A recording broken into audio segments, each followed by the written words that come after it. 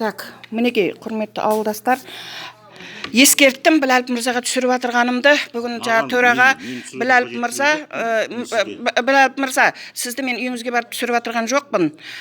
Мына мемлекеттік мәселе, халықтың мәселесі, сондықтан мен түсіруге вынужденмін. Мына берген жауаптарыңызға қарап, Біләліп мырза бүгін 14 арызыма неге жауап берілмеді деген арызым бойынша шақыртқан екен. Міне 14 арызым. Мына 14 арызды, мына 14 арыз бойынша арызымның бірі базаға тіркелмеген. Мына 14 арызың жоқ бізде дейді. Ал мына берген жауабында мәслихатқа осы 14 арызымды неге қарамайды деп жазған арызыма, мына жерде тек сіздің ұйымдастырумен өткізілген жиналыста аталған мәселелер қаралғандығы жөнінде хабарлайды дейді. Ол жерде мына Біләліп мырзаның өзі болды.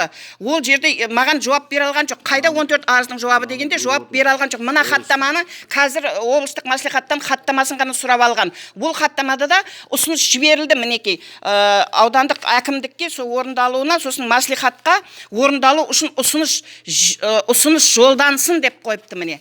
Бұл кісілер ұсыныс жолдансын орындалуға деп қойыпты мінекей аудандық мәслихатқа, әкімдікке. Бұл кісілер ұсыныс келген жоқ ондай деп отыр.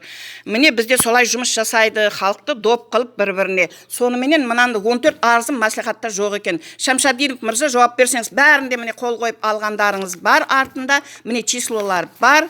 Бірақ арызым еш жерде жоқ екен. Біләліп мырза соны айтып отыр. Мінекей.